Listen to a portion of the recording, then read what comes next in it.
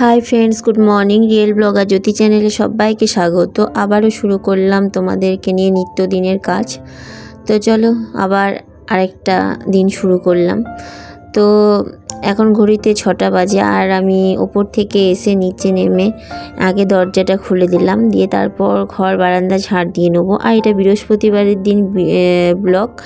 আর বৃহস্পতিবার দিন বুঝতেই পারছো আমাদের হিন্দু বাঙালিদের মধ্যে রিচুয়ালস আছে যে বৃহস্পতিবার দিন ঘরদোর মুছে পরিষ্কার করে লক্ষ্মী পুজো করা। তো সেরকম তাই আমি নিত্যদিন ঘরদোর এমনিতেই পরিষ্কার করি, কিন্তু বৃহস্পতিবার দিন ভালো করে একটু ঘরদোরগুলো মুছে নিই। অন্য দিন হয়তো বা রাত্রেবেলা সব পরিষ্কার করে রাখি, তারপরে সকালবেলা একটু নেতা দিই। কিন্তু আজকে বৃহস্পতিবার পুরোটাই ভালো করে মুছবো। সকালবেলা রাত্রেবেলা আমি সব এঁঠোকাটা পরিষ্কার করে রেখেছি, কিন্তু পুরোটাই মুছিনি বৃহস্পতিবার করে মুছবো বলে। তো বৃহস্পতিবার বলে আজকে সবটা মুছবো।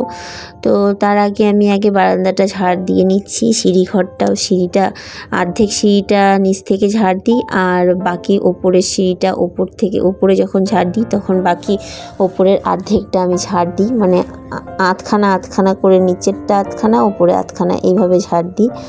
দিয়ে সুবিধা হয়, কারণটা বারবার উপর নিচ করতেও খুব ক্লান্ত হয়ে যায়, বিশেষ করে পায়ে ব্যথা, এত পায়ে যন্ত্রণা যে আর উঠতে বসতে পারি না। তো সে কারণেই যতটা পারি, কিন্তু তবুও সারাদিনে অনেকবার উপর নিচ করতে হয়। আর পুরো বাড়িটা একা হাতে, পুরো বাড়ি কাজ সামলানো, রান্না থেকে বাসন মাজা থেকে ঘরদোর মোছা, কাপড় কাচা, পুজো করা, সবটাই একা হাতেই করতে হয়।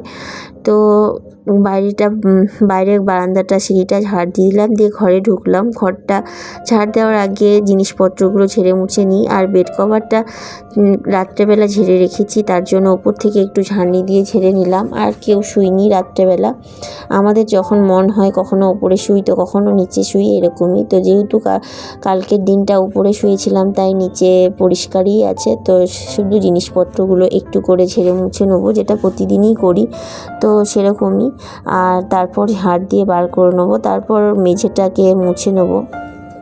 আর অনেক কিছুই তোমাদেরকে দেখানো হয়নি, আর যেটুকু মানে দেখাতে ইচ্ছে করলো সেটুকুই দেখিয়েছি। আর এছাড়াও অনেক কাজ ছিল যেগুলো দেখানো হয়নি, আর অত দেখানো সম্ভব নয়। তো যেটুকু করেছি সেটুকুই তোমাদেরকে দেখাচ্ছি। আর সত্যি কথাই, মেয়েরা শ্বশুরবাড়িতে এত করলেও, পরিপাটি করে সব গুছিয়ে সব দায়িত্ব পালন করেও কোনো মেয়ে হয়তো শ্বশুরবাড়িতে ভালো হতে পারে না। খুব কম মেয়েই আছে যে শ্বশুরবাড়িতে রানীর মতো থাকে, আর বাকি তো সবাই বেশিরভাগই আমরা চাকরানির মতোই থাকি। আর সত্যি কথাই, চাকরানির মতো থাকলেও যদি ভালোবাসাটা ঠিক মতো পাওয়া যায় সেখানেও রাজরানী মনে হয়। কিন্তু অনেক সময় হয় না যে চাকরানির মতো কাজ করেও ভালোবাসাটুকুও ভাগ্যে জোটে না, তখনই মনে হয় যেন ভাগ্যটা অরিজিনালি ভালো নয়। তো যাই হোক, ভালো নয় বলবো না, আর সব ভাগ্য সবার সমান হয় না। আর সেক্ষেত্রে বলবো যে আমার স্বামী ভাগ্য খুব একটা খারাপ নয়, তবে খুব যে ভালো তাও নয়, কারণ মোটামুটি চলার মতো আছে। কিন্তু শাশুড়ি ভাগ্যও যে খুব খারাপ বা ভালো সেটাও বলবো না, কারণ যেরকম দরকার সেই হিসেবে হয়তো বা অতটাও নয়। আর পৃথিবীতে 90% মেয়েই সংসার ছেড়ে চলে যায় শাশুড়ির টর্চারে। আর আমিও মনে মনে মাঝে মধ্যে ভাবি যে যত না আমি বরের সঙ্গে থাকতে কমফোর্টেবল বোধ করি, কিন্তু শাশুড়ি মার সঙ্গে নয়। কারণটা যেটা সত্যি সেটাই, সবটা কাজ করেও শাশুড়ি মায়ের মতো হই না, বা মন পাওয়া যায় না। আর সব কাজ করলেও, শরীর খারাপ করলেও শাশুড়ি মা একটুও ভাবে না যে তারও শরীর খারাপ করে, বা একটু হেল্প করি। আর বেশ কয়েকদিন হেল্প করেছিল, একটু টুকিটাকি হাতে হাতে কাজ করে দেওয়া, বেশ ভালোই ছিল। আর সংসার মানেই তো তাই, সবাই সবাইকে হেল্প করা, সবাই সবার সুবিধে দেখা, কিন্তু সেটা শ্বশুরবাড়িতে খুব কমই হয় প্রত্যেকটা মেয়ের ক্ষেত্রে। তো সেরকমই আমার ক্ষেত্রেও, অন্যথা কিছু নয়। তো শাশুড়ি বেশ কয়েকদিন ভালোই হেল্প করছিল, কিন্তু ইদানিং আবার এমন হয়েছে যে আমি সব কাজ করে থাকলেও সেটা করে যে হেল্প করবে সেটুকু না, শুধু দুই একটা সবজি কেটে কুটে বেছে দেওয়া ছাড়া আর কোনো কিছুই না। যদি বা বেসিনে বাসন প্রচুর থাকে আর সেই টাইমে যদি আমি রান্না বান্না ছেড়ে বাসন রেখে দিই, তারপরে ছেলেকে চান করাবো, সে হুটোপাটি করি, তারপরেও বাসন দেখে সে না বাসন মাজারই চেষ্টা করে। তো সেটাই মনে হলো।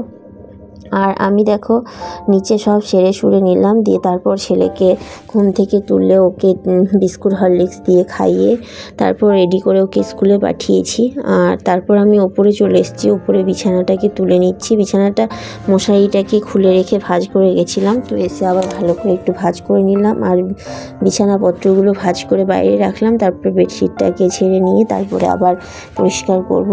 তো তখনই মনে হয় যে আমার একটা আলাদা সংসার হলে ভালো হতো, যেখানে শুধু নিজের মতো করে সাজিয়ে গুছিয়ে রাখতে পারতাম, যেখানে মুখ কালা কারো দেখতে হতো না।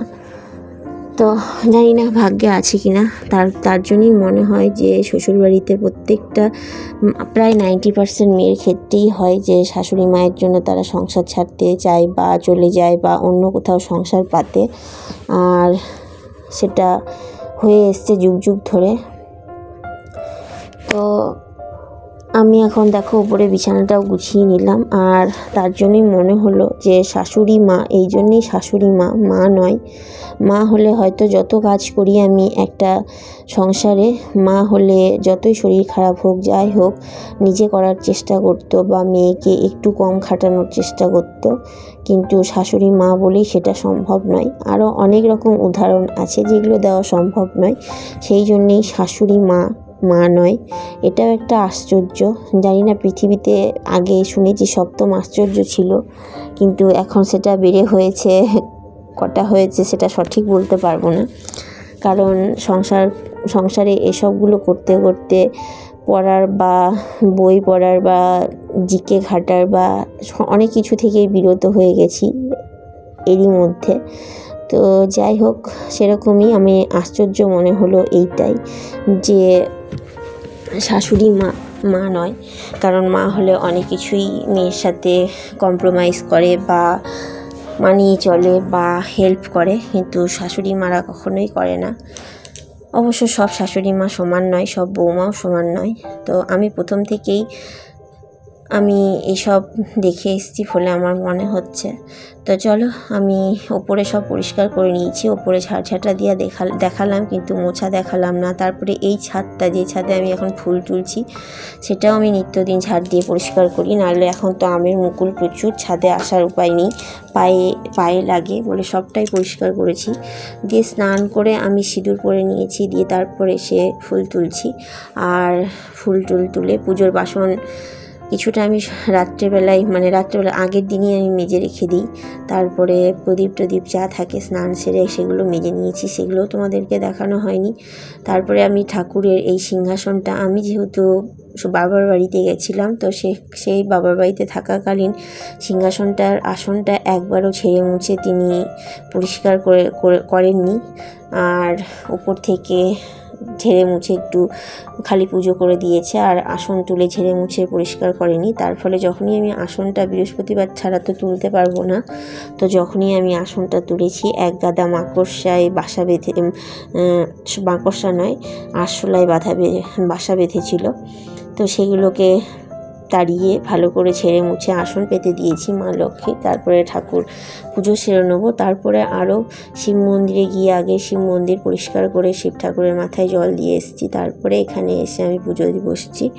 দিয়ে এখন লক্ষ্মীর পুজো করব, ঠাকুরের পুজো টুজো করে নিয়ে তারপর আবার নিচে যাব। ছেলে স্কুল থেকে চলে আসবে আর সে তাকে খাওয়াতে হবে। তো একাদিন মনে হয় যে আমি সব একাই করব, দরকার নেই কারো, কিন্তু যখন শরীর খারাপ করে তখন মনে হয় কেউ যদি একটা হেল্প করতো তো ভীষণই ভালো লাগতো। তো দেখো বড় প্রচুর বাজার করে নিয়ে চলে এসছে, আর আমি সব কিছু সেরে রান্নাবান্নাও সেরে নিয়েছি। এখন ঘড়িতে 2:30 বাজে আর খেতে বসেছি। তো আজকে সব নিরামিষ। তো আজকের জন্য এইটুকুই। সবাই ভালো থেকো, সুস্থ থেকো, টাটা।